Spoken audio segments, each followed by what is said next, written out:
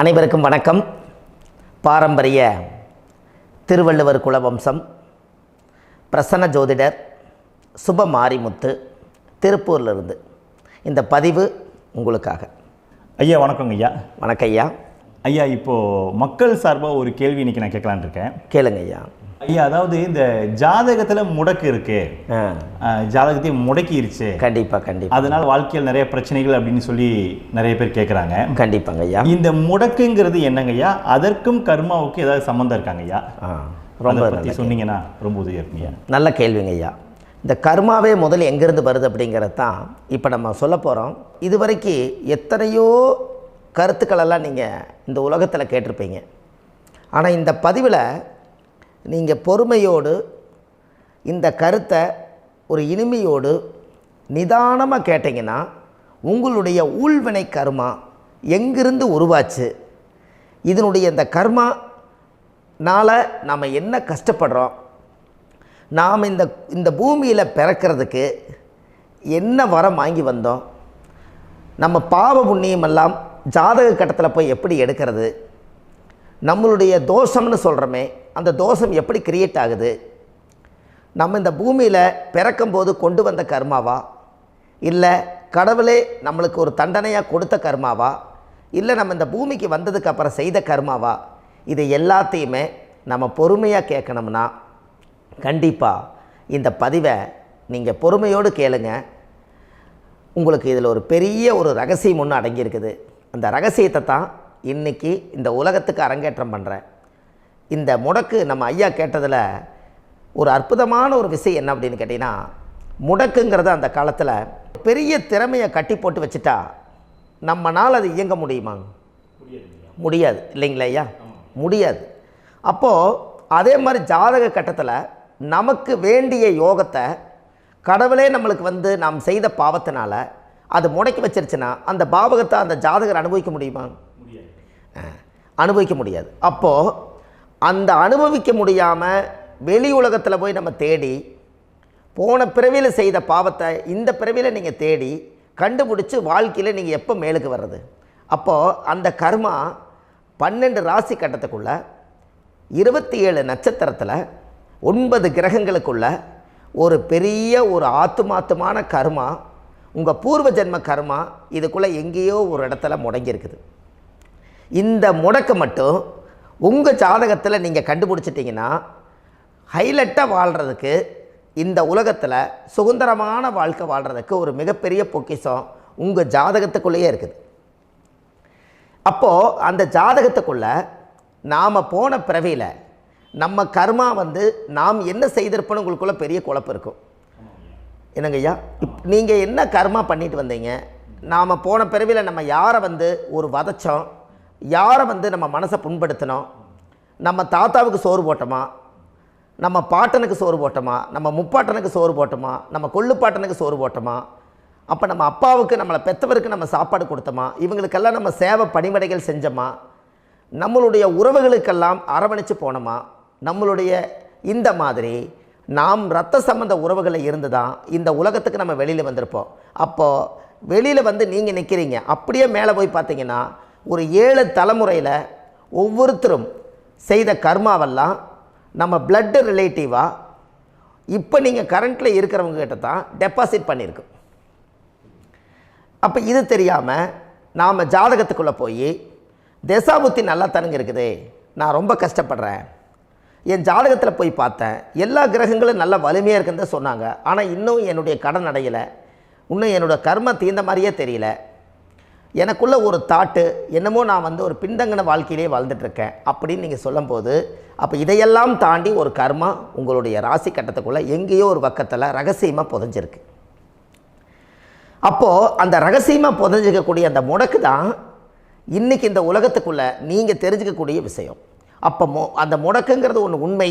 இந்த உலகத்துக்கு நம்மளை எல்லாத்துலேயும் நல்லா யோசிச்சு பாருங்கள். 12 ராசி கட்டம் இருக்குதுங்களா ஐயா? ஆமாங்க ஐயா. ஆனால் கிரகம் எத்தனை இருக்குதுங்க? 9 தான் இருக்குங்க ஐயா. ஆமாம், 12 ராசிக்கு 12 கட்டத்துக்கு 12 கிரகம் கொடுத்துருக்கலாமல்ல கடவுள். அப்போ ஏன் 3 கட்டத்தை மட்டும் எம்டி பண்ணி மீதி 9 கிரகத்தை வச்சுக்கிறாருன்னா, அப்போ நாம் செய்த 3 தலைமுறை கர்மாவுக்கு அது எந்த கட்டம் பிளாக் ஆகுதோ அந்த கட்டத்துக்குள்ளே ஏதோ ஒரு ரகசியம் இருக்கிறனால தானே எங்கேயோ ஒரு பக்கத்தில் நீங்கள் கண்டிப்பாக கர்மாவில் மாட்டுவீங்கிறது கடவுளே படைச்சு தானே இதை உருவாக்கியிருக்காரு. 12 ராசிக்கு 12 கட்டம் கொடுத்துருந்தா எங்கே நீங்கள் சுற்றி வந்தாலும் ஏதோ ஒரு வீட்டுக்குள்ளே போய் உட்காந்துக்கலாம். ஆனால் ஒரு வீடு சுத்தமாக இருக்குது, ஒரு வீட்டில் 4 கிரகம் இருக்குது, ஒரு வீட்டில் 3 கிரகம் இருக்குது, ஒரு வீட்டில் 5 கிரகம் இருக்குது, ஒரு 3 வீடு 4 வீடு காலியாக இருக்குது. அப்போ எங்கேயோ ஒரு ராசி கட்டத்துக்குள்ளேயே கடவுளுடைய கர்மா விளையாட்டு, அது ரகசிய விளையாட்டு தான். அப்போது இந்த இடத்துல தான் உங்கள் ஜாதகத்தில் முடக்கு இருக்குது. இந்த முடக்கை நீங்கள் எப்படியெல்லாம் அதை ஆராய்ச்சி பண்ணி கண்டுபிடிக்க முடியும் அப்படிங்கிற ஒரு விஷயத்தை தான் இன்றைக்கி நம்ம இந்த உலகத்துக்குள்ளே இதை நுழைக்க போகிறேன். இப்போ அப்பா செய்த பாவம்னு ஒன்று இருக்குமில்லங்க ஐயா, நம்ம அறியாத வயசில் தெரியாதில்ல, அப்பா செய்த பாவம்னு இருக்கும். அப்பாவுடைய சொத்து பிள்ளைக்குத்தானா, அப்பாவுடைய பாவம் பிள்ளைக்குத்தானே, என்னங்க ஐயா? சரி, அப்போ தாத்தா இருக்கிறாரு, தாத்தாவுடைய கர்மா உயிர் எங்கே எழுதி வைக்கிறாருங்க? அப்போது மகனை விட்டுறாரு. அப்போ தாத்தா மாதிரியே முகம் இருக்குது, தாத்தா மாதிரியே அவருடைய நடை உடை பாவனை இருக்குது, அவர் தாத்தாவுடைய ஜீனு தான் அப்படின்னு இவர் சொல்லும்போது, அப்போ தாத்தாவுடைய சொத்து பேரனுக்கு சொந்தம்னா தாத்தாவுடைய பாவம் எங்கே போகுங்க? Very good. அப்போ அப்போது இந்த கர்மா எப்படி டிரான்ஸ்ஃபர் ஆகுதுன்னு உங்களுக்கு தெரியுதா? அப்போ நீங்கள் போன பிறவியில் அந்த தாத்தாவுடைய பேரனை நீங்கள் பிறக்கிறதுக்கு கர்மம் உங்களை செயல்பட வச்சுருக்குது. அதனால் நீங்கள் தாத்தாங்கிறீங்க. அதனால் அந்த கௌரவமாக எங்கள் தாத்தா சம்பாரித்த சொத்து நான் தான் அனுபவிக்கணுங்கிற விதியை நீங்கள் உருவாக்கிறீங்க. அப்போது இந்த ஜாதகத்தில் அந்த ஊழ்வினை தோஷந்தான் ஏதோ ஒரு வழியில் உங்களை கர்மாவை செயல்படுத்துது. அதனால தான் இந்த ஜாதகத்தில் எந்த ஒரு முடக்கை எடுக்கிறதா இருந்தாலும் சூரியன் என்ற நட்சத்திரம் எதுவோ அந்த நட்சத்திரத்துக்கு எந்த வீடு முடக்காகுதோ அங்கே தான் உங்களுடைய கர்மா ஒளிஞ்சிருக்கும். இதுதான் உங்களுடைய பெரிய ஒரு பொக்கிஷமான ரகசியம். சரிங்க ஐயா, இப்போ இதில் நவகிரகங்கள் 9 இருக்கும்போது ஏன் சூரியனை மட்டும் நம்ம இதில் எடுத்துக்கணும்னு நீங்கள் சொல்கிறீங்க? நல்ல கேள்விங்க ஐயா. நீங்கள் கேட்டீங்க பார்த்தீங்களா, 9 நவகிரகம் இருக்கும்போது சூரியனை மட்டும், அந்த சூரியன் என்ற நட்சத்திரம் பிறக்கும்போது அந்த வீடு மட்டும் முடக்காகுன்னு நீங்கள் கேட்டீங்க இல்லையா? இதுதான் அற்புதமான கேள்வி. ஏன் அப்படின்னு கேட்டிங்கன்னா, சூரியன் அப்பாவோட உயிர் கரு போய் அம்மாவுடைய பனிக்கூடத்தில் கர்ப்பத்தில் வச்சு 10 மாதம் 300 நாள் சுமந்து நீங்கள் இந்த பூமிக்கு வெளியில் வரும்போது நீங்கள் என்ன பாவத்தை இவங்க விதைச்சாங்களோ அந்த கர்மாவை வாங்கிட்டு தான் நீங்கள் வெளியில் பிரசவமாகறீங்க. இதுதானே?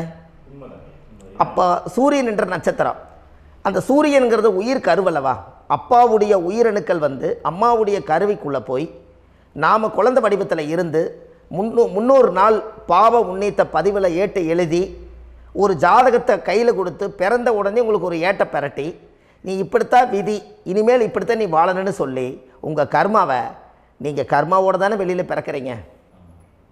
அப்போ சூரியன் என்ற நட்சத்திரம் தானே இந்த உலகத்துக்கு ஒரு பெரிய ஒரு மகத்துவம். இப்போ பாருங்கள், விடிய வரைக்கும் நம்ம முழிச்சிட்ருக்குறோம், காலையில் சூரிய உதயமானால் அவங்கவுங்க செயல்படுறோம். மீதி எல்லா கிரகங்களுக்குமே வெளிச்சத்தை கொடுக்கக்கூடிய சக்தி சூரியனுடைய பிம்ப ஒளிக்குத்தானே உண்டு, என்னங்க ஐயா? அதனால தான் மேசத்து உச்ச வீடுன்னு சொல்லி மேசத்தை உச்சம்னு சொல்லி சூரிய உச்சத்தை அங்கே தான் வச்சாங்க. அப்போது அந்த காலச்சக்கரத்துக்கு 5ஆம் இடம் பூர்வ புண்ணியஸ்தானத்தில் போய் சிம்மத்தில் கொண்டு போய் சூரியனை ஆட்சி வீடுன்னு வச்சாங்க. அப்போது சூரியனில் இருந்து தான் அந்த மையப்புள்ளி உருவாகுது. அப்போ உங்களுடைய ஜாதகத்தில் அந்த சூரியனாகப்பட்டவர் பிறக்கும்போது நீங்கள் உங்கள் ஜாதகத்தை நீங்கள் எடுத்துக்கங்க ஐயா. நீங்கள் இன்றைக்கே போய் கதவை திறந்து உங்கள் பெட்டியை திறந்து பீர்வாவுக்குள்ளே உங்களுடைய ஜாதகம் இருக்குது, அந்த ஜாதகத்தை எடுத்து ஜோதிடர்கிட்டையே நீங்கள் சந்தேகம் கேட்குறக்கு முன்பு நீங்களே உங்களுடைய கர்ம பற்றி தெரிஞ்சுக்கிறதுக்கு இந்த பதிவில் உங்களுக்கு ஒரு ரகசியத்தை சொல்லித்தரேன். உங்கள் ஜாதகத்தில் இப்போ இது வரைக்கும் ராசி கட்டத்தை நீங்கள் பார்த்துருப்பீங்க, ஆனால் பாதசாரம்னு ஒன்று இருக்கும் இல்லைங்களா? ராசிக்கு பாதசாரம்னு ஒன்று இருக்கும்.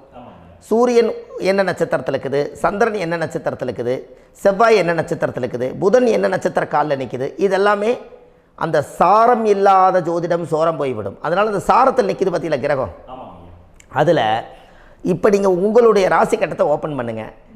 இதில் ராசி கட்டத்தில் சூரியன் என்ற நட்சத்திரம்னு ஒன்று இருக்கும் இல்லைங்களா? அது எதுவாக வேணாலும் இருந்துட்டு போட்டோம். அந்த நட்சத்திரம் தான் நீங்கள் பிறக்கும்போது தாயுடைய கருவறைக்குள்ள கரு உருவான நட்சத்திரமே அதுதான். புரிஞ்சுங்களா ஐயா? பிறக்கும்போது நீங்கள் அந்த கருவுடைய நட்சத்திரம் அப்பா வந்து கருவை உருவாக்கி கர்மாவை விதைச்சது அந்த சூரியன் என்ற நட்சத்திரம் தான். அந்த வீட்டுக்கு தான் இந்த ராசி கட்டத்தில் உங்களுக்கு முடக்கு உருவாகுது. புரிஞ்சுங்களா ஐயா? அப்போது ஒரு ஜாதகத்தில் சூரியன் என்ற நட்சத்திரம் எதுவோ அதுதான் உங்களுடைய கர்மா நட்சத்திரம். இப்போ நம்ம பிறக்காதுக்கு முன்னாடி அப்பா கட்டத்தில் அந்த கர்மா டெபாசிட் ஆகிருக்கும். அதை ட்ரான்ஸ்ஃபர் எப்படி பண்ணுறாரு? அவருக்கு ஒரு கல்யாணம் வச்சு அவர் குடும்ப வாழ்க்கையில் வாழ்ந்து நம்மளோட உயிர் கருவை கொண்டு போய் ஊராம் பொண்ணை கல்யாணம் பண்ணி பொண்டாட்டின்னு எடுத்துக்கொண்டு அந்த பொண்டாட்டிங்கிற உரிமையாகி இவருடைய உயிர் கரு உருவாகி வாரிசுகள் வெளியில் வருது. அதானங்க ஐயா? அப்போது அந்த சூரியன் என்ற நட்சத்திரம் தான் இந்த உலகத்தில் ஒரு பிரம்மாண்டமான நட்சத்திரம். இந்த நட்சத்திரம் உங்கள் மனசுக்குள்ளே ஏதாவது இருந்துச்சுன்னா உங்கள் வீட்டில் ஏதாவது ஒரு நல்ல விஷயங்கள் நீங்கள் பண்ணுறதா இருந்தால் அந்த கர்மா நட்சத்திரம் சூரியனுடைய நட்சத்திரம் இருக்குது பார்த்தீங்களா, அந்த நட்சத்திரத்தில் எந்த ஒரு சேவைகளும் செய்யக்கூடாது. அதுதான் கர்மா. அதை போய் நீங்கள் ஆக்டிவேட் பண்ணி விட்டீங்கன்னா அது முன்னோர்களை வந்து நீங்கள் வந்து தொந்தரவு பண்ண மாதிரி. அந்த கர்ம நட்சத்திரம் தான் உங்கள் வாழ்க்கையில் அது புதஞ்சிருக்கிறதா. இப்போ குழந்தை பிறந்தாலோ சீர் சீமந்தங்கள் நீங்கள் செய்கிறதாலோ கல்யாணம் முக்கிறதுனாலோ உங்கள் ஜென்ம நட்சத்திரத்தன்னைக்கு கல்யாணம் பண்ண வேண்டாம்னு சொல்லிக்கிறாங்கல்லங்க. உங்களுக்கு ஜென்ம நட்சத்திரத்துக்கு முன்னாடி உங்களை உருவாக்குன நட்சத்திரம் தான் ஜென்ம நட்சத்திரம். அப்போ சூரியன் என்ற நட்சத்திரம் அப்பாவுடைய ஜென்ம நட்சத்திரமாக அந்த ஊழ்வினை கர்மம் செயல்படுது. அப்போ அந்த முடக்கு யார் வழியில் வந்தது? முன்னோர்கள் வழியில் வந்தது. முன்னோர்கள் கட்டி வச்சது யாரைய? குலதெய்வத்தை. அப்போ அந்த குலதெய்வத்தை போய் சாமிக்கு போய் வீடு வாசல்லாம் வலித்து குலதெய்வத்தை போய் தேங்காய் பழம் பூ மாலை கல்கண்டு வாங்கி அர்ச்சனை பண்ணி ஒரு அன்னதானம் ஒன்று பண்ணிவிட்டு சாமிக்கு பொங்கல் வச்சு நைவேத்தியம் பண்ணிவிட்டு உங்கள் ஜாதகத்தை வச்சு பூஜை பண்ணிவிட்டு வாங்க. அதுக்கப்புறம் தான் உங்கள் கர்மாவை கண்டுபிடிக்கிறதுக்கு வழியே பிறக்கும். குலதெய்வத்தை வணங்காமல் கோவிந்தா கோவிந்தா என்று பல தெய்வத்தை வணங்கினாலும் பலனொன்றும் இல்லைன்னு அந்த காலத்தில் முன்னோர்கள் சொல்லி வச்சுக்கிறாங்களா இல்லைங்களா? அதனால் கண்டிப்பாக அதை கண்டுபிடிச்சி நீங்கள் அதுக்கு ஒரு நைவேத்தியம் பண்ணால் மட்டும்தான் முதல்ல உங்கள் 5ஆம் பாவம் முன்னோர்கள் அது வேலை செய்யும். குலதெய்வ ஆலயத்துக்கு போயிட்டு வாங்க. போயிட்டு வந்துட்டு இந்த கர்மவினை தோஷத்தை நிவர்த்தி பண்ணுறதுக்குண்டான சரியான பரிகாரத்தை நம்ம எடுப்போம். அப்போது உண்மையாலுமே ஒரு ராசி கட்டத்துக்குள்ளே இந்த மாதிரி ஒரு அந்த கர்ம தோஷம் இருப்பதனால இந்த கர்மா தோஷத்துக்கு அந்த முடக்க தோஷங்கிறத நீங்கள் எடுத்து அதை கண்டுபிடிச்சி அந்த சூரியன் என்ற நட்சத்திரம் எந்த ராசி கட்டத்தில் போய் முடக்காயிருக்குதோ அந்த முடக்கு எந்த பாவகம் வந்து நம்மளுக்கு லாக் ஆகிருக்குதோ அந்த பாவகத்துக்கு உண்டான பரிகாரங்கள் அதுக்குரிய ஸ்தலங்கள் அந்த கோவில்களில் போய் சுவாமிக்கு தேங்காய் பழம் பூமாலை கல்கண்டு வாங்கி அர்ச்சனை பண்ணி நீங்கள் இந்த கோவிலுக்குள்ளே போய் உட்காந்து சாமி கும்பிட்டு வந்தீங்கன்னா உங்களுடைய ஜாதகத்தில் இருக்கக்கூடிய அந்த முடக்கு தோசை நீங்கி வாழ்க்கையில் நீங்கள் எதை சாதிக்க வந்தீங்களோ அந்த சாதனையை நீங்கள் சாதிச்சிட்ருப்பீங்க. புரிஞ்சுங்களா ஐயா? ஏன் அப்படின்னா அந்த முடக்கு நட்சத்திரத்துக்குள்ளே தான் ஒரு தோஷம் இருக்குது. இப்போ அந்த காலத்தில் பாருங்கள் ஐயா, முன்னோர்கள் எல்லாம் நிறைய பேர் கோவில் கட்டி வச்சுட்டு போயிருக்காங்களா இல்லைங்களா? இந்த கோவில் எதுக்காக கட்டி வச்சுக்கிறாங்கன்னா அவங்க கட்டினவங்களுக்கும் அந்த முடக்கு தோஷம் இருந்திருக்குது. ராஜாக்கள் இருந்திருக்குது, மன்னர்கள் காலத்தில் இருந்திருக்குது, ஜமீன்தார் காலத்தில் இருந்திருக்குது. இப்போ அவங்களுடைய அமைப்புகள் எல்லாமே முன்னோர்கள் என்னமோ அறியாமல் தெரியாத தன்னடக்கம் இல்லாத ஒரு கர்மாவை இவங்க செஞ்சிட்டாலும் அதுக்குரிய பரிகார ஸ்தலங்களை கொண்டு போய் அந்த காலத்திலே ஜாதகம் பார்த்து நம்ம வந்து முன்னோர்களுடைய பாவத்தை நாம் செய்த பாவத்தையும் தீர்த்துட்டு நமக்கு கீழே அடுத்த சந்ததிகள் அடுத்த தலைமுறைகள் வந்தாலும் இந்த கோவில்களுக்கு வந்து விளக்கு போட்டு சாமி கும்பிட்டு இந்த மண்ணை மிதிச்சுட்டு போனால் அன்னையோடு அந்த கர்மா தீருங்கிறது அந்த காலத்திலேயே முடக்க தோஷ பரிகாரத்தை கோவில் வழியில் அந்த காலத்தை திசை திருப்பி வச்சுருக்காங்க. அப்போ நீங்கள் கோவிலுக்கு போகாமல் கண்டிப்பாக இந்த பரிகாரத்தை நீங்கள் உடைக்க முடியாது. ஏன் உடைக்க முடியாதுன்னா இப்போ நீங்கள் எத்தனை வருஷம் வாழ்கிறீங்க ஐயா? 120 வருஷமே வச்சுக்கோங்க. சூரியன் திசை 6 வருஷம், சந்திரன் திசை 10 வருஷம், செவ்வாய் திசை 7 வருஷம், ராகு திசை 18 வருஷம், குரு திசை 16 வருஷம், சனி திசை 19 வருஷம், புதன் திசை 17 வருஷம், கேது திசை 7 வருஷம், சுக்கிரன் திசை 20 வருஷம். இப்போ நான் சொன்ன டோட்டலெல்லாம் கூட்டிங்கன்னா 120 வருஷம் வரும். இது ஒரு மனிதர் பிறந்து பூரண ஆயுளோடு வாழ்ந்தால் இந்த 120 வருஷம் வாழ்ந்தால் அவர் இந்த பூலோக பதவி விட்டு சிவலோக பதவி போயிடுவார். அதுக்கு பேர் தான் பூரண ஆயுள் என்று பொருள். அப்போ இந்த பூரண ஆயுளை வாழ்ந்தவருக்கு 120 வருஷம். கோயில் எத்தனை வருஷம் வாழுதுங்க ஐயா? கோயில் பழங்காலத்து கோயிலெல்லாம் எத்தனை வருஷம் வாழுதுங்க? 12 வருஷத்துக்கு கும்பாபிஷேகம். அது ஓகே, அது பரவாயில்ல. 12 வருஷத்துக்கு ஒருக்கா பழசை புதுப்பிச்சு கும்பாபிஷேகம் பண்ணி மறுபடியும் அதுக்கு பவர் ஊட்டி சக்தி ஊட்டி அதுக்கு உருவேற்றுறாங்க. நான் சொல்கிறது கோயில் 5000 வருஷம் 4000 வருஷம் பெரிய பெரிய சித்தர்கள், மகான்கள், ரிஷிமார்கள், யோகிகள், சித்தர்கள் இவங்களெல்லாம் போய் கோவில்லையே சிவனையும் பெருமாளையும் வழிபாடு பட்டுட்டு கோவில்லையே ஒரு ஓரத்தில் ஜீவசமாதி ஆயிட்டாங்கன்னு பழைய கால கோயிலில் சித்தர்கள் குடியிருக்காங்களா இல்லைங்களா? இருக்காங்கல்லங்க ஐயா. அப்போது நாம் 120 வருஷம் வாழ்கிறோம், கோவில் 5000 வருஷம் வாழுது. எங்கே சக்தி அதிகமாக இருக்குன்னு சொல்லுங்க? கோவிலில் தாங்க ஐயா. கோயில் தான், அதில் ஒன்றும் மாற்றம் இல்லைங்களே. கோயில் தாங்க. அப்போ கோவிலில் தான் அந்த சக்தி இருக்குதுன்னு நீங்கள் சொல்கிறீங்க. அப்போ உங்களுடைய கர்மாவை உடைக்கிறதுக்கு 120 வருஷம் பெருசா 5000 வருஷம் பெருசான்னு சொல்லுங்கள்? 5000 தாங்க. அப்போ 5000 வருஷம் உள்ள அலைகள் வந்து எத்தனை அந்த சிவனுக்கு இப்போ சிவன் கோயிலே உங்களுக்கு முடக்கு தோஷத்துக்கு ஒரு கோயில் வருதுன்னு வச்சுக்கோங்க. அந்த கோவிலில் எத்தனை முடக்குகளுக்கு உண்டான கோவில்கள், எத்தனை பழங்களை ஊற்றி சாமிக்கு அபிஷேகம் பண்ணியிருப்பாங்க, எத்தனை பால் கூட ஊற்றிருப்பாங்க, பன்னீர், தேன், இளநீ, மஞ்சள் நீர், திருமஞ்சனம், அபிஷேகம், பொங்கல், நைவேத்தியம் இத்தனையும் செஞ்சு அந்த சிவனை வந்து சிவனாக பார்த்து அந்த கருவறைக்குள்ள ஒரு கிராணங்கள் வரும்போதும் கூட பாதுகாப்பு பண்ணி வச்சு நல்ல சக்தியோடு அந்த கருவறையை புத்தியோடு அவங்க வேலை செஞ்சு அந்த காலத்தில் வச்சுருக்காங்களா இல்லைங்களா? அப்போது நம்ம வீட்டை அவ்வளோ சுத்தமாக வச்சுருக்க முடியுமா? என்னதான் வாஸ்து இருந்தாலும் முடியாது இல்லைங்களா? அப்போது அவ்வளவு ஒரு பவர்ஃபுல்லான கோவில் அந்த முடக்கு தோஷத்துக்குள்ளே ரகசியமாக அந்த கோயில் அடங்கியிருக்குது. உங்கள் ஜாதகத்துக்குள்ளே உண்மையாலுமே ஊழ்வினை கோயில், கர்மவினை கோயில் அதுக்குள்ளே இருக்குது. அந்த ஜாதகத்தை கணிச்சு பார்த்தா கரெக்டாக உங்களுடைய ஜாதகத்தில் அப்பாவுடைய கருவறையிலேருந்து உயிர் உருவாகிற நேரத்தில் இருந்து இப்போ வரைக்கும் நீங்கள் கரண்ட்டில் வாழ வரைக்கும் அந்த கர்ம கூட வர்றதை ஒரே ஒரு இடத்துல போனால் மட்டும்தான் விட்டுட்டு வர முடியும். அது எந்த வீடு அப்படின்னு கேட்டால் உங்களுக்கு வந்து அப்பாவுடைய கர்மா வழியில் போய் அந்த கோவில் பழையகால கோயில், பழையகால தெய்வங்கள், அந்த கோவில் தான் உங்கள் ஜாதகத்துக்குள்ள ரகசியமாக இருக்கும். அது ஏன் இந்த பதிவில் உங்களால் சொல்ல முடியாது அப்படின்னா, இந்த பதிவில் ஏன் உங்க சொல்ல முடியாதுன்னா உங்கள் ஜாதகம் தெரியாமல் என்ன கோயிலை நீங்கள் சொல்லுவீங்க? இப்போ பொதுவாக ஒரு நட்சத்திரத்துக்கு ஏதோ ஒரு கோவிலை அவங்க சொல்லி நீங்கள் போயிட்டு வர்றீங்கன்னு வச்சுக்கோங்க. ஆனால் அது வேலை செய்யலைன்னா நம்மளுக்கு என்னங்க இவ்வளோ கஷ்டப்பட்டு போய் அதை பலனடையிலேன்னு கேள்வி கேட்டக்கூடாது. உங்கள் ஜாதகத்தை நீங்கள் கொண்டாங்க, உங்கள் டேட் ஆஃப் பர்த் டயத்தை போட்டு ஜாதகத்தை கணிச்சு நீங்கள் சூரியன் என்ற நட்சத்திரத்துக்கு உங்களுடைய கர்மவினை கோவில் யார், உங்களுடைய முடக்கு யார், ஊழ்வனை தோஷத்துக்கு உண்டானவர் யார், தாய் வழி கர்மா யார், தந்தை வழி கர்மா எது, நீங்கள் பிறக்கும்போது வந்த கர்மா என்ன, இது எல்லாம் கணிக்காமல் பொதுவாக ஒரு கோயிலில் போய் நீங்கள் பாட்டுக்கு சாமி கும்பிட்டு வந்தால் பலன் எப்படி கிடைக்கும்? கண்டிப்பாக கிடைக்காதுங்க ஐயா. என்னங்க ஐயா? அது தெரிஞ்சு பண்ணாதான் சரியா?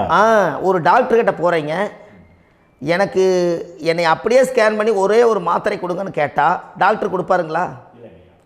அவர் என்ன பிரச்சனை இருக்குதோ அதை முதல்ல கண்டுபிடிச்சி ஸ்கேன் பண்ணி பார்த்து ரிப்போர்ட் எடுத்து அது மூலியமாக தான் கொஞ்சம் எடுத்து ஐயா உங்களுக்கு இந்த பிரச்சனை, இதுக்கு தீர்வுக்கு இதுக்குண்டான மெடிசன், இது இப்படித்தான் சாப்பிடணும்னு அது முறையாக சொல்லி அந்த உயிர் வாழ வைக்கிறாரு டாக்டர். அவர் ஒரு தெய்வ வடிவத்தில். கரெக்டுங்களா ஐயா? அப்போ உங்களோட கர்மா எங்கே செயல்படுது அப்படின்னா இந்த முடக்க நீங்கள் இந்த பதிவில் தெரிஞ்சுக்கங்க. அதுக்குரிய நட்சத்திரம் என்னன்னு தெரிஞ்சு வச்சுங்க. உங்கள் ஜாதகத்தில் சூரியன் என்ற நட்சத்திரத்தை எடுத்துக்கங்க. அந்த வீட்டுக்கு முடக்க இந்த பதிவில் எந்த வீடு லாக் ஆகிருக்குதுங்கிறத நான் உங்களுக்கு இந்த வீட்டில் சொல்கிறேன். அந்த வீட்டு நீங்கள் பாருங்கள், உங்களுடைய லக்கணத்துக்கு அது எந்த வீடு. இப்போ லக்கணத்துக்கு ஒரு 7வது வீடுன்னே வச்சுக்கோங்க. அப்போ லக்கணத்துக்கு 7வது வீடே முடக்கு. அப்படி ஒரு முடக்கு ஆகிப்போச்சுன்னா ஒரு ஜாதகத்தில் லக்கணம் தான் 1, 7ஆம் இடம்ங்கிறது மனைவி ஸ்தானம். ஒரு ஆணுடைய ஜாதகத்துக்கு 7ஆம் இடம் தான் மனைவி. அவருக்கு நல்ல மனைவி அமையாமல் ஆடம்பரம் இருந்தும் வீடு அரண்மனை மாதிரி இருந்தும் அந்த மனைவியை ஒரு சந்தோஷமாக அவர் அனுபவிக்க முடியாது. புரிஞ்சுங்களா ஐயா? சந்தோஷமாக அனுபவிக்க முடியாது. ஏன் அப்படி? 7ஆம் இடத்துல தான் அவரோட கர்மா உட்கார்ந்துருக்குது. கரெக்டாக சொன்னீங்க. 7ஆம் இடத்துல தான் அந்த கர்மா உட்கார்ந்துருக்குது. அப்போ அந்த 7ஆம் இடத்துல இருக்கக்கூடிய அந்த கர்மா போன பிறவியில் நீ மனைவிக்கு சோறு போடாமல் மனைவியை கட்டி வச்சு அடிக்கிறதும், மனைவியை துன்புறுத்துறதும், அந்த மனைவி இருக்கவே இன்னொரு வாழ்க்கைக்குள்ளே போகிறதும், இங்கே வாழ வேண்டிய தாம்பத்திய சந்தோஷத்தை கொண்டு போய் இன்னொரு இடத்துல கொடுக்கறதும், தெரிஞ்சிருந்தே நம்மளுடைய மனசுக்குள்ளே திருடுத்தனமாக வாழ்கிறதும், இது எல்லா கர்மாவும் போன பிறவியில் நாம் செய்த ஊழ்வினை கர்மா தான் உங்கள் ஜாதகத்தில் 7ஆம் இடம் முடக்கு. அப்போ அந்த 7ஆம் இடம் முடக்கா இருந்துச்சுன்னா கண்டிப்பாக உங்கள் ஜாதகத்தில் நீங்கள் என்ன அனுபவிச்சிட முடியும்? நல்ல நண்பர்கள் கிடைக்க மாட்டாங்க, நல்ல ஒரு பார்ட்னர்ஷிப் அமையாது, நல்ல ஒரு நட்பு வட்டங்களில் எதையும் அனுபவிக்க விடாது, ஒரு அங்கீகாரமான உறவுகளில் போய் நம்ம ஸ்ட்ராங்காக நிற்க முடியாது. 7ஆம் இடம் என்பது தாம்பத்திய வாழ்க்கை, பூர்த்தி இல்லாத வாழ்க்கையாக இருக்கும். இப்படியெல்லாம் அந்த ஜாதகத்தில் ஒரு பொதுவாக ஒரு ஜாதகத்தில் 7ஆம் பாவம் முடக்காயிட்டால் இந்த கர்மாவை அவர் அனுபவிச்சுக்கிட்டே இருப்பார். இது எப்போத்தான் அதுக்கு ஒரு தீர்வு வேணுங்கய்யா? அந்த கோயில் எதுன்னு நீங்கள் கரெக்டாக சொன்னீங்க. இப்போ இது மனிதனால் செயல்படுது. மனிதர்கள் தான் கோயிலை கட்டி வச்சாங்க. தெய்வத்தை விட ஒரு காலத்தில் மனிதர்களுக்கு மகிமை ஜாஸ்தி. ஏன்னா சாதாரண ஒரு மண் பூமியாக இருந்த இடத்த மனிதர்கள் தான் கோயில் கட்டி ஒரு மகிமைப்படுத்தி புண்ணியம் பண்ணி வச்சாங்க. மனிதர்களுக்கு சக்தி அதிகம்தான், ஆனால் பிரபஞ்சத்துக்கு அதை விட சக்தி அதிகம் அல்லவா? ஐயா, நீங்கள் கோவிலுக்கு போய் அந்த கர்மா உடைக்கிறதுக்கு கோவிலில் சக்தி இருக்குது, ரைட்டு. ஆனால் நம்ம வீட்டுக்கும் கோயிலுக்கும் ஒரு மிகப்பெரிய தொடர்பு என்னென்னா, அந்த கோயில் கட்டுறவங்க எல்லாமே பழைய காலத்து கோயிலெல்லாம் பாருங்கள், பஞ்சபூதத்தை வச்சு கட்டியிருப்பாங்க. பஞ்சபூதத்தை வச்சு தான் கட்டுவாங்க கோயில். அது உங்களுக்கு தெரியணும் இல்லைங்களா? பஞ்சபூதம்னா நீர், நெருப்பு, காற்று, பூமி, ஆகாயம். இந்த பஞ்சபூதத்தினுடைய சக்திகள் எல்லாம் ஒரே நேர்கோட்டுக்கு என்னைக்கு வருதோ அன்னைக்கு தான் அந்த கோவிலுடைய பாலக்கால் போட்டு 1000-2000 வருஷம் நிலச்சி நிற்கிறது. காரணம், இந்த பிரபஞ்சத்தில் பஞ்சபூதம் எப்படி நிலச்சி நிற்குதோ அதுபோல் 5000 வருஷம் நிற்கிறதுக்கு அந்த பஞ்சபூத சக்தி வச்சு தான் சாமி சிலையை பிரதிஷ்டை பண்ணி வச்சுருப்பாங்க. அதனால தான் இந்த கோயில்கள் எல்லாம் 5000 வருஷமாயும் எத்தனையோ கிராணங்களை எல்லாம் தப்பிச்சிருக்கிறதுக்கு காரணம். அப்பேற்பட்ட புண்ணிய ஸ்தலம் உங்களுக்கு எதுன்னு தெரியணும் அல்லவா? என்னங்க ஐயா? அப்பேற்பட்ட புண்ணிய ஸ்தலம் உங்களுக்கு எதுன்னு தெரிஞ்சால் தானே நீங்கள் போய் செய்ய முடியும், இல்லாட்டி கண்டிப்பாக தெரியாது. அப்போ இந்த முடக்கு தோஷத்தை கடவுள்கிட்ட கொண்டு போய் ஒப்படைக்கணும். நாம் பிறக்கும் போது கொண்டு வந்த கர்மாவை நாம் இருக்கும் காலத்தில் கொண்டு போய் இந்த கர்மாவை சுத்தப்படுத்தி, நீங்கள் பாவ ஆத்மாவை இந்த பூமியில் பிறந்து பூலோகத்தில் எல்லா புண்ணியத்தையும் செஞ்சுட்டு இந்த பூலோகத்தை விட்டு நீங்கள் போகும்போது புனித ஆத்மாவாக போகணுன்னா உங்கள் கர்மாவை கொண்டுட்டு போகாதீங்க, கர்மாவை நிவர்த்தி செய்யுங்க. என்னங்க ஐயா? அப்போ கர்மாவை சுத்தப்படுத்துங்க. கர்மாவை சுத்தப்படுத்திட்டு உங்களுக்கு பிறக்கிற குழந்தைகளுக்கு அந்த கர்மாவை டிரான்ஸ்ஃபர் பண்ணாமல் உங்களோட நில் பண்ணுங்க. ஒரு உதாரணம் சொல்லட்டுங்களா ஐயா? ஒரு காந்தம் ஒன்று இருக்குது இல்லைங்களா? ஒரு காந்தம்ங்கிறது ஒரு தாத்தாவாக வச்சுக்கோங்க. ஒரு இரும்பை கொண்டு போய் வச்சா ஒட்டு மோட்டாதா? அப்போ ஒட்டுனோடனே காந்தம்ங்கிறது தாத்தா, அவருக்கு பிறந்த வாரிசுக்கு அந்த கர்ம டிரான்ஸ்ஃபர் ஆயிருமா? சரி, இன்னொரு இரும்பை கொண்டு போய் வைங்க, ஒட்டு மோட்டாதா? அப்போ அது பேரனுக்கு வைங்க, பேரனுக்கு வந்துருச்சு அந்த கர்மா. இன்னொரு இரும்பை கொண்டு போய் வைங்க, அந்த காந்தத்துக்கு நேர் இன்னொன்று வைங்க, ஒட்டு மோட்டாதா? அப்போ அதை கொண்டு போய் நம்ம கொள்ளு பேரனுக்கு வைங்க. இப்படியே டிரான்ஸ்ஃபர் ஆகி தலைமுறையாக இந்த கர்மா தொடர்ந்துக்கிட்டே இருக்குது. இந்த இடத்துல கொண்டு போய் காந்தத்துக்கு இரும்பு ஒட்டிகிட்டே இருக்குதுல்ல, இந்த இடத்துல ஒரு மரக்கட்டை செஞ்சு கொண்டு போய் கரெக்டாக வச்சுக்கினே போட்டுமா? அந்த மரக்கட்டையை கொண்டு போய் வைக்கிறவர் யார்? மரக்கட்டை வச்சுட்டு அடுத்த வாரிசு புனிதமாக பிறந்துட்டு அந்த மேலே இருக்கிற கர்மாலாம் இந்த அடுத்த இதுக்கு வராதில்ல. இதுதாங்க ஐயா கர்மா. தொடர்ந்து வரக்கூடிய கர்மாவை அதை நில் பண்ணணுங்கிறதுக்கு பேர் தான் இந்த உதாரணத்தை சொன்னவங்களுக்கு. அப்போ நாம் இந்த பூலோகத்தில் நம்ம ஒரு தாயுடைய கருவறையில் இருந்து தொப்புள் கொடி அறுக்கும் நேரம் நாம் என்ன கர்மாவை வாங்கி வந்திருந்தாலும் அதையெல்லாம் ஆராய்ச்சி செய்து ஜாதகத்தில் முழுமையாக கண்டுபிடிச்சி ஒரு காலம் இல்லைனாலும் ஒரு காலம் நம்ம நல்லா இருக்கிறதுக்காக, நம்ம வாரிசுகள் எல்லாம் நலமடைஞ்சு வளமடைஞ்சு வர்றதுக்காக இந்த கர்மா தோஷத்தை கரெக்டாக கண்டுபிடிச்சி சரியான கோவிலுக்கு போய் நீங்கள் கர்மாவை நிவர்த்தி பண்ணி அங்கே பூஜை புனஸ்தானங்கள், சகசரநாம பூஜைகள், ஓமங்கள், வழிபாடுகள் இதெல்லாம் நீங்கள் செஞ்சு உங்களுடைய பாவத்தை எல்லாம் கழித்து உங்கள் ஜாதகத்தவே யோகமாக மாற்ற முடியும். கண்டிப்பாக மாற்ற முடியும். ஏன்னா நம்ம யாரை நம்பி செய்கிறோம்? சரியான கடவுள்கிட்ட வழிகாமிக்க போகிறோம். அப்போ கடவுள் பொய்யாயிருவாரா? ஐயா, நம்ம அதாவது அந்த காலத்தை சொல்லுவாங்க, சத்தியுள்ள சாமி கும்பிட்டு புத்தி உள்ள உள்ளே பெக்கணும்னு சொன்னாங்க. 16 வதபதன்னு பெக்கலை, எல்லாம் அறிவோடு பெற்றாங்க. அதனால் எல்லாமே தாய் தந்தைகள் பேச்சை கேட்டாங்க. அன்றைக்கி எல்லாருமே தாய் தந்தைகளுக்கு தூணாக நின்னாங்க. அப்போ அந்த காலத்தில் சத்தியுள்ள சாமி கும்பிட்டு புத்தி உள்ள உள்ளே பெக்கணும்னு சொல்லி அன்றைக்கி அறிவோடு பெற்று இந்த கர்மாவை ஆளுக்கு ஒரு கர்மாவை டிரான்ஸ்ஃபரை பிரித்து எல்லாரும் சுத்தப்படுத்தினாங்க. இன்றைக்கி நம்ம ஒரு குழந்தை 2 குழந்தை பெற்று வச்சுருக்கோம். அவங்களுக்கே இவ்வளவு கர்மா வந்துருச்சுன்னா இந்த குழந்தைகளுக்கு என்னைக்கு இந்த கர்மாவை போய் கண்டுபிடிச்சி நீங்கள் எப்போ சரி பண்ணுவீங்கன்னு. அப்போ இந்த வாழ்க்கையில் ஏதோ ஒரு பிரபஞ்ச சக்தி நம்மளை அறியாமல் என்னமோ ஒரு இயக்கத்தில் கொண்டு போய் விட்டுருச்சுங்களா? அப்போ இனிமேலாவது இந்த கர்மாவில் இருந்து கண்டிப்பாக நம்ம நிவர்த்தி ஆகணும்னு சொன்னால் இந்த முடக்கு தோஷத்தை யாரெல்லாம் கண்டுபிடிச்சி இந்த ஊழ்வினை கர்மாவில் இருந்து நாம் கருவறையில் சுமக்கும் போது 10 மாதம் நீங்களாம் என்னென்ன நினச்சிருப்பீங்க? அதாவது கருவறைக்குள்ள கருப்பாக ஒரு பிண்டம் இடப்பக்கம் கிடக்கையில் இந்த பூமிக்கு வரும்போது நீங்கள் என்னென்ன நினச்சிருப்பீங்க? இந்த பிறந்ததுக்கு அப்புறம் வந்து தான் அம்மா தெரியுது, அப்பா தெரியுது, தாத்தா தெரியுது, பாட்டி தெரியுது, இந்த உலகத்தில் கண்கொள்ளாத காட்சிகள் எல்லாம் தெரியுது, எல்லாம் தெரியுது. ஆனால் 10 மாதம் உங்கள் வாழ்க்கையில் நீங்கள் இருக்கும்போது நீங்கள் என்னென்னலாம் நினச்சி இந்த பதிவில் இறைவன் கொடுத்தாரோ அதையெல்லாம் அனுபவிக்கத்தான் வந்தீங்க. அதுக்கு இடையில இருக்கிறதான கர்மா. இந்த ஒரு விஷயம் உங்களுக்கு கிடச்சிருச்சுன்னா நீங்கள் எல்லாருமே ராஜயோகமாக பிழைப்பீங்கள்ல. இதில் ஏழை பணக்கார யாரையுமே சொல்ல வரல. அவங்க பிறக்கும்போது புண்ணியத்தை பொறுத்து தான் போன ஜென்மத்தில் நம்ம என்ன புண்ணியங்கள் பண்ணி வச்சோமோ அந்த புண்ணியத்தில் இன்றைக்கி நல்லா வாழ்கிறாங்க. ஒருத்தர் கேட்டார், என் ஜாதகத்தில்ங்க எங்கூட படித்தவர் இடம் வாங்கிட்டார், வீடு வாசல் கட்டிட்டார், தொழில் பண்ணிட்டார், நல்லா இருக்கார், ஆனால் நான் இன்னும் அப்படியே தான் இருக்கிறேங்கன்னு ஒருத்தர் கேட்டார். அதுக்கு ஒரு கருத்து என்னென்னா, டேட் ஆஃப் பர்த் ஒன்று தான், டைம் ஒன்று தானே வச்சுக்கோங்க. அவங்க அப்பா செஞ்ச புண்ணியம் வேறு, நீங்கள் செஞ்ச பாவங்கள் வேறு. அவர் செஞ்ச புண்ணியத்தினால அவருக்கு எல்லாமே முன்னாடி கிடைக்குது. நீ கர்மாவெல்லாம் கழிச்சிட்டினா பின்னாடி கிடைக்க போகுது. இதில் மற்றவங்களை பற்றி வேற்றுமையாக நினைக்கிறதுல எந்த ஒரு இதுவுமே இல்லை. அப்போ ஒருத்தர் பார்த்து ஒருத்தர் வாழ வேண்டாம்.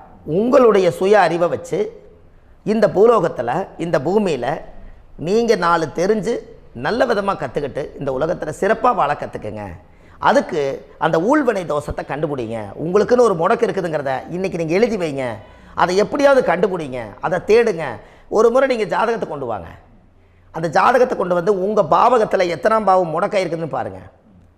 அந்த பாவகம் முடக்காயிருச்சுன்னா உங்கள் வாழ்க்கையில் அதிலிருந்து உங்களால் வெளியில் வரவே முடியாது, கண்டிப்பாக வர முடியாது. அதை நீங்கள் கண்டுபிடிச்சா மட்டும்தான் நீங்கள் மேலே வர முடியும். ஏன்னா நிறைய பரிகாரங்கள், பூஜைகள், யாகங்கள், ஓமங்கள் எல்லாம் செய்து வச்சும் கூட அந்த கர்மவினைக்கு உண்டான கோவிலுக்கு போய் அந்த 5000 வருஷ பழமை வாய்ந்த தெய்வத்துக்கிட்ட போய் நீங்கள் முறையிட்டு விளக்கு போட்டு உங்கள் கர்மத்தை எல்லாம் நான் நீ தான் தீர்த்து கொடுக்கணும்னு சொல்லி நம்பிக்கையோடு நீங்கள் போய் அந்த சரணாகதி அடையிறீங்க பாருங்கள், அங்கே தான் உங்கள் கர்மாவை எடுத்து விடுறாரு.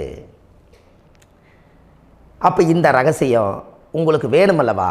அப்போ உங்கள் ஜாதகத்தில் எங்கே முடங்கி அதுக்குரிய கோவில்கள் எல்லாம் என்ன, அதுக்கு தான பரிகாரம் என்ன, அதுக்கு நீர் பரிகாரம் என்ன, யாத்திரை பரிகாரங்கள் என்ன, நீங்கள் வீட்டில் இருந்தே செயல்படுத்தக்கூடிய பரிகாரங்கள் என்ன, பரிகாரம் கோவிலுக்கு போய்த்தான் நடக்குமா, இல்லை நாம் வீட்டில் வச்சு வணங்குறதுனால நடக்குமா, நாம் செய்யக்கூடிய தர்ம பரிகாரங்கள் என்ன, தான பரிகாரங்கள் என்ன, இப்படி பல விதமாக இருக்கிறனால உங்கள் ஜாதகத்துக்கு எந்த மாதிரி பரிகாரம் கனெக்ட் ஆகுதுங்கிறது தெரியணும். இது தெரியாமல் கண்டிப்பாக உங்களால் செயல்படுத்துறது ரொம்ப கஷ்டம். இதனால் இதை நீங்கள் தெரிஞ்சுக்கணும்னா இப்போ நம்ம பாருங்கள், நீங்கள் அந்த தெரிஞ்சுக்கிட்டாலே உங்கள் வாழ்க்கையில் ஒரு டைம் தான் நீங்கள் தெரிஞ்சுக்க போகிறீங்க. உங்களுடைய கர்மா என்ன, நீங்கள் எங்கே செயல்பட்டு போயிட்டுருக்கிறீங்க, உங்கள் போகிற பாதை சரியா இல்லை அந்த பாதையில் முள்ளு கல் இருக்குதா, இது எல்லாம் உங்களுக்கு தெரியலனா இந்த முடக்கை கண்டுபிடிக்கக்கூடிய சக்தி வாய்ந்த இந்த கர்மாவை நிவர்த்தி பண்ணுறதுக்கு வழிகள் இருக்குது. அதனால் நீங்கள் கண்டிப்பாக இந்த முடக்கை தெரிஞ்சுக்கணும். இந்த முடக்கு ராசினா என்ன உண்மையாலுமே உங்கள் வாழ்க்கையில் நீங்கள் தெரிஞ்சு இனிமேல் உங்கள் வாழ்க்கையில் இதுவரையிலும் கர்மாவுக்குள்ளேயே கஷ்டப்பட்டீங்க, வழி தெரியாமல் கண்ணை கட்டி காட்டில் விட்ட மாதிரி இருந்தீங்க. இனி அப்படி இருக்க வேண்டாம். உங்கள் ஜாதகத்தில் 12 ராசி கட்டத்தில் 9 கிரகம் போகும், மீனி 3 கிரகம், 3 கட்டம் உங்களுக்கு எங்கேயோ ஒரு பக்கத்தில் 3 கட்டம் எம்டியாக தான் இருக்கும். கரெக்டுங்களா? அது இல்லாமல் ஒரு ஜாதகம் பிறக்காது. ஏன்னா 9 கிரகத்துக்கு 9 கணக்கு போட்டால் 3 கட்டம் எம்டியாக தான் நிற்குது. அந்த கட்டத்துக்குள்ளே எந்த நட்சத்திரத்தில், எந்த சாரத்தில், எத்தனாவது டிகிரியில், எத்தனாவது பாதசாரத்தில், எத்தனை வெகுளையில், எத்தனை செகண்டுக்குள்ளே இந்த கர்மா உள்ளே புகுந்து உங்களை செயல்படுத்துதுங்கிறத கண்டிப்பாக உங்கள் ஜாதகத்தை கொடுங்க. பார்த்து இந்த விஷயத்தை சொல்கிறேன், நீங்கள் அந்த இடத்துக்கு போய் நிவர்த்தி பண்ணிவிட்டு உங்கள் வாழ்க்கையில் கொஞ்சம் காலம் வாழ போகிறீங்க. பாருங்கள், பிறந்ததுலேருந்து 20 வருஷத்துக்குள்ளே இளமையாக வாழ்கிறீங்க, குழந்தையாக வாழ்கிறீங்க. 20லேருந்து 40 வயசுக்குள்ளே தான் உங்களுக்கு ஒரு பொண்ணை பார்த்து கல்யாணம் பண்ணி ஒரு கரு உருவாக்குறீங்க. அதுக்கப்புறம் 40லேருந்து 60க்குள்ளே குழந்தை பெற்று கடமை முடிச்சிடுறீங்க. 60 வயசுக்கு மேலே ரிட்டையர்ட் ஆகிடுறீங்க. இந்த 20க்கும் 60க்கும் இல்லாத 20லேருந்து இந்த 40 வயசுக்குள்ளே உங்களோட தேடல் என்னவோ அது வாழ வேண்டிய சுகபோகமான வாழ்க்கை எல்லாமே அந்த 40க்குள்ளே தான் இருக்குது. இந்த 40க்குள்ளே இருக்கக்கூடிய வாழ்க்கையை இந்த கர்மா தெரியாமல் காலத்தை வீணாக்க வேண்டாம். வாழ வேண்டிய வயசில் நீங்கள் வாழணும். அதுக்குரிய கர்மாவை நீங்கள் சுத்தப்படுத்துங்க. எப்படியெல்லாம் நீங்கள் சந்தோஷமாக வாழ்கிறீங்கன்னு எனக்கு ஒரு தகவல் கொடுங்க. வேறு லெவலில் நீங்கள் இருப்பீங்க. கண்டிப்பாக இந்த பதிவில் உங்களுக்கு நான் இந்த விஷயத்தை கொடுக்க போகிறேன். இந்த முடக்கு நட்சத்திரங்கள் என்ன அப்படிங்கிறத இந்த பதிவில் நீங்கள் ஒரு நோட் ஒன்று எடுத்துக்கோங்க, குறித்து வச்சுக்கோங்க. இதில் இருந்து அவங்கவுங்களுக்கு முடக்கு நட்சத்திரம் என்னங்கிறத இந்த பதிவில் நான் உங்களுக்கு கொடுக்குறேன். இந்த வீடு தான் அது முடக்குங்கிறத சொல்கிறேன். இதையெல்லாம் நீங்கள் தெரிஞ்சு உங்கள் ஜாதகத்தவே நீங்கள் முடக்கு எடுத்து கண்டிப்பாக உங்கள் வாழ்க்கையில் நீங்கள் நல்லா இருப்பீங்க. அதுக்கு ஒரு நோட் எடுத்து வச்சுக்கோங்க. இது வரைக்கும் கர்மாவை பற்றி நம்ம பேசினோம். உங்கள் ஜாதகத்தில் சூரியன் என்ற நட்சத்திரத்துக்கு தான் முடக்குன்னு சொன்னீங்களே, எந்த வீடுங்கிற ரகசியத்தை இன்றைக்கி நம்ம எல்லோரும் தெரிஞ்சுக்கலாமா? இத்தனை காலமாக நீங்கள் தெரிஞ்சுக்காத ஒரு ரகசியத்தை இன்றைக்கி உங்கள் ஜாதக கட்டத்தில் நீங்களே முடக்க கண்டுபிடிச்சி அதுக்குண்டான பலனை தேட போகிறீங்க. அந்த தேடல் தான் உங்களை கொண்டு போய் உட்கார வைக்க போகுது. ஒரு உதாரணம், உங்கள் ஜாதகத்தில் பாதசாரம் இருக்குது அல்லவா?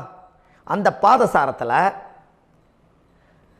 சூரியன் என்ற நட்சத்திரம், சூரியன் நின்ற நட்சத்திரம் பாதசாரத்தில் கரெக்டாக எடுங்க. சூரியன் என்ற நட்சத்திரம் உத்திரட்டாதி நட்சத்திரமாக இருந்தால் அது கன்னி ராசி வீடு தான், அது முடக்கு ராசி. அப்போ உங்கள் லக்கணத்துக்கு அது எத்தனாம் பாவகமோ அந்த பாவகத்தை நீங்கள் அனுபவிக்க முடியாமல் தவிச்சுக்கிட்டு இருப்பீங்க. அப்போ கண்டிப்பாக வாழ்வது ஒரு முறை. அந்த வாழ்க்கையில் நீங்கள் எல்லா விஷயத்தையும் தெரிஞ்சு முறையோடு வாழலாம் அல்லவா? அந்த காலத்தில் பெரிய பெரிய மகான்கள் சித்தர்களுக்கெல்லாம் சோதனை வராமல் இல்லை, வந்திருக்குது. எல்லாமே வாழ்க்கையில் தேவையான பரிகாரங்களை எடுத்து தான் அந்த காலத்தில் அதிகாரமாக வாழ்ந்துட்டு போயிருக்காங்க. நம்மளுக்கு முன்னோர்கள் கொடுத்துட்டு போயிருக்காங்க. அப்போது இந்த உத்திரட்டாதி நட்சத்திரத்துக்கு கன்னி ராசி வீடு தான் முடக்கு ராசி. ஒரு கன்னி பெண்ணுக்கு புடவை வாங்கி கொடுத்து, வஸ்திரம் வாங்கி கொடுத்து, அவங்க வீட்டில் சாப்பாடு கொடுத்து, கன்னிமார் கோயிலில் போய் சாமியெல்லாம் கும்பிட்டுட்டு, உங்கள் வாழ்க்கையில் சப்த கன்னிமார்களுக்கு தேங்காய் பழம், வெத்தலை பாக்கு, பூ மாலை, கல்கண்டு வாங்கி அர்ச்சனை பண்ணி சாமியெல்லாம் கும்பிட்டுட்டு கண்டிப்பாக நீங்கள் உங்களுடைய கர்மா கோவிலை கண்டுபிடிச்சி, கர்மா பரிகாரத்தை கண்டுபிடிச்சி நீங்கள் செஞ்சு பாருங்கள். உங்கள் வாழ்க்கை ரொம்ப நல்லாயிருக்கும். உத்திரட்டாதி நட்சத்திரத்தில் இது வரைக்கும் பார்த்துட்டு இருந்தீங்க. ரேவதி நட்சத்திரத்தில் அடுத்த பதிவில் நம்ம பார்ப்போம். நம்ம ஆன்லைன்லேயே ஜாதகம் பார்க்குறோம். உங்கள் date of birth, time, place கொடுத்தீங்கன்னா போதும். உங்களுக்கு ஜாதகத்தை கணிச்சு ஃபோன்லேயே உங்களுக்கு கர்ம ராசி கண்டுபிடிச்சி உங்களுக்கு உண்டான கர்ம பரிகாரத்தை சொல்லி உங்கள் வாழ்க்கையில் ஒரு வெளிச்சத்தை கொண்டு வர்றதுக்கு என்றைக்கும் உங்களுக்கு உறுதுணையாக இருப்பேன். நீங்கள் கண்டிப்பாக இந்த பதிவுகள் எல்லாம் இது உங்களுக்காகத்தான். இது அதிகாலை நேரத்தில் பிரம்ம முகூர்த்தத்தில் இந்த பதிவை உங்களுக்கு முழுமையாக சமர்ப்பணம் பண்ணுறேன்.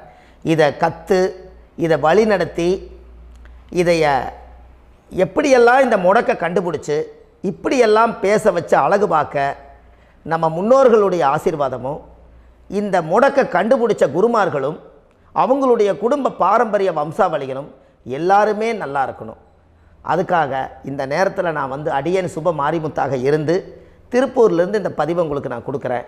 கண்டிப்பாக இந்த முடக்கு கோயிலுக்கு, இந்த முடக்கு தோஷத்துக்கு உண்மையான பரிகாரங்கள், எளிமையான பரிகாரங்கள் நீங்களே வாழ்க்கையில் செஞ்சு, ஆதிகால பரிகாரங்கள் உங்கள் மனசுக்குள்ளே இருக்குது. அதை செயல்படுத்தினா மட்டும் போதும், வாழ்க்கை எங்கேயோ போயிடும். கண்டிப்பாக ஒரு முறை உங்கள் ஜாதகத்தை அனுப்பி வைங்க, உங்களுக்கு நான் பார்த்து பலன் சொல்கிறேன். இன்றைக்கி நான் கொடுத்த பதிவுகள் எல்லாம் உங்களுக்கு ரொம்ப பயனுள்ளதாக இருந்திருக்கும். உங்களுக்கு இது வரைக்கும் எத்தனையோ கர்ம வினைகளை பற்றி தெரியாமல் இருந்திருப்பீங்க. இந்த பதிவில் நிறைய கேட்டு தெரிஞ்சுக்கிட்டீங்க. இதெல்லாம் வாழ்க்கையில் ரொம்ப முக்கியமான பரிகாரங்கள், எளிமையான பரிகாரங்கள். நேராக நீங்கள் கடவுளை தான் கெட்டியாக பிடிக்க போகிறீங்க. அந்த பரிகாரங்கள் எல்லாம் செஞ்சு அதிகாரமாக வாழ்ந்து இந்த பூலோகத்தில் நல்ல சிறப்பாக வாழ்கிறதுக்கு இந்த பரிகாரம் உங்களுக்கு ரொம்ப யூஸ்ஃபுல்லாக இருக்கும். கண்டிப்பாக இந்த பதிவை செய்யுங்க. நம்ம பாரம்பரிய திருவள்ளுவர் குல வம்சம், பிரசன்ன ஜோதிடர் சுப மாரிமுத்து, திருப்பூரில் இருக்கேன். 30 ஆண்டு காலமாக நம்ம ஜோதிடம் பார்த்து கொண்டு இருக்கிறோம். இவ்வளவு காலமாக எத்தனையோ ஆயிரக்கணக்கான மக்களுக்கு நம்ம ஜோதிடம் பார்த்து வழிகாட்டி நிறைய மக்களுக்கு நிறைய சேவைகள் செஞ்சுருக்கேன்.